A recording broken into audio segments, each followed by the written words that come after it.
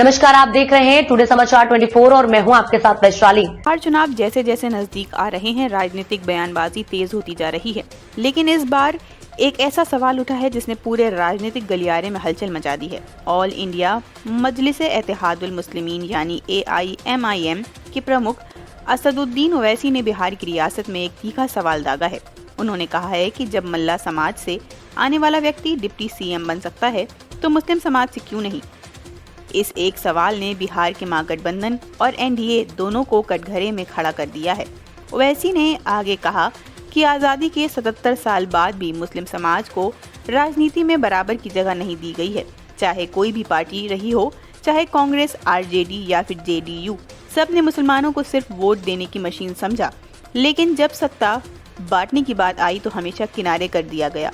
उन्होंने कहा कि बिहार में करीब 17% मुस्लिम आबादी है, लेकिन सरकार में उनका प्रतिनिधित्व उंगलियों पर गिना जा सकता है। ओवैसी ने कहा कि अगर मल्ला समाज का बेटा डिप्टी CM बन सकता है तो मुस्लिम समाज का बेटा क्यों नहीं। क्या मुस्लिम इस देश का नागरिक नहीं। ओवैसी ने अपने भाषण में साफ कहा है कि NDA और महागठबंधन दोनों ही मुस्लिम समाज की भावनाओं से खेलते हैं।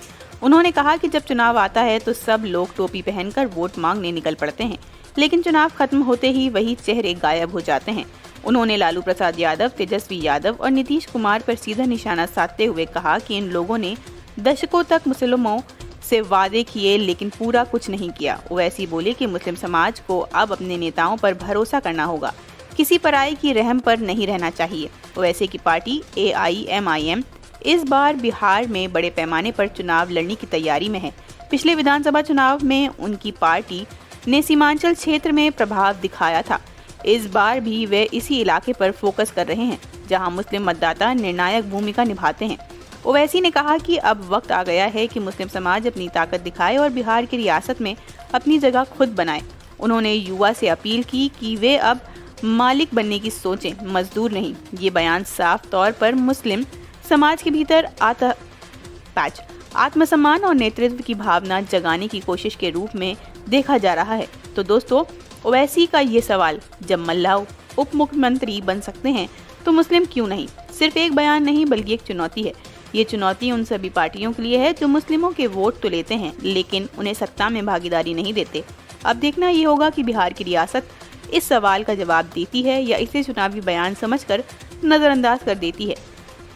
आपको क्या लगता है दोस्तों, क्या ओवैसी का ये सवाल वाजिब है या सिर्फ राजनीति की चाल? अपने विचार कमेंट में ज़रूर बताइए। अगर वीडियो अच्छा लगा हो तो लाइक करें, शेयर करें और चैनल को सब्सक्राइब करना ना भूलें।